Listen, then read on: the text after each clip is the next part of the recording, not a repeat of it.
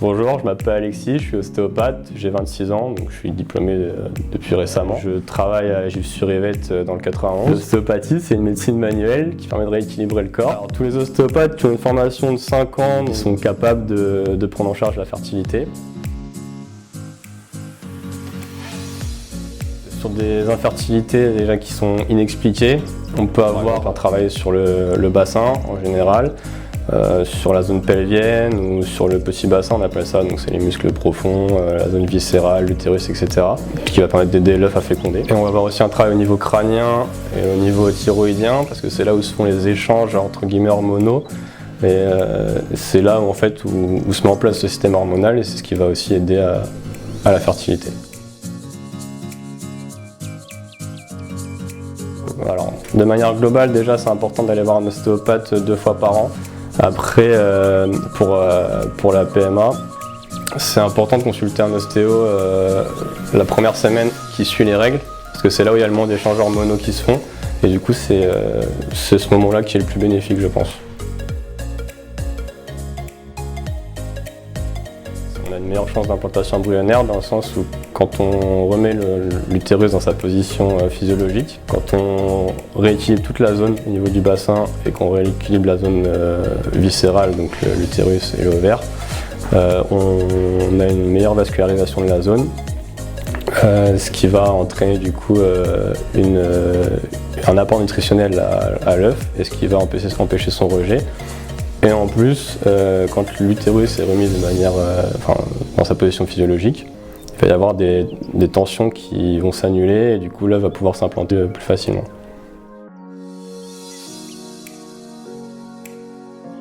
Donc on part du principe que quand il y a un déséquilibre au niveau d'une zone, il y a un moins bon apport vasculaire sur la zone. Donc nous, ce qu'on va essayer de faire, c'est d'avoir un meilleur apport vasculaire sur la zone gynécologique, donc tout ce qui est bassin, petit bassin.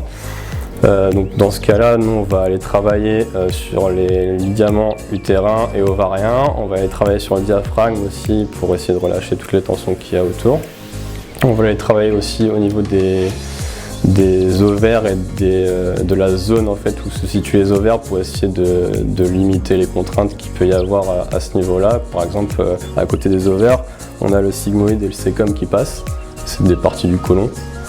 Et en fait, on va essayer de relâcher les tensions qu'il y a à ce niveau-là pour optimiser en fait, le travail des ovaires. On va aller travailler aussi au niveau crânien et thyroïdien, parce que comme je l'ai dit tout à l'heure, c'est une zone où se font les échanges hormonaux. Et puis on va essayer de relâcher les tensions au niveau vertébral, donc tout ce qui est sur le dos, pour optimiser au maximum les échanges neurologiques entre le crâne et le bassin.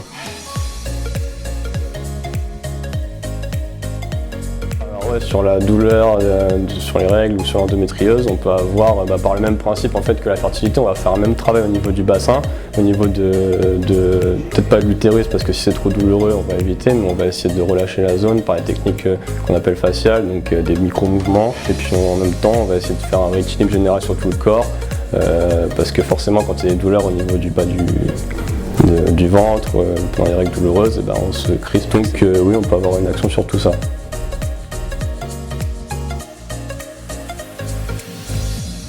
Alors c'est pas efficace que pour la fertilité féminine, c'est aussi efficace pour l'homme. Quand il y a un problème de fertilité chez l'homme, c'est souvent hormonal.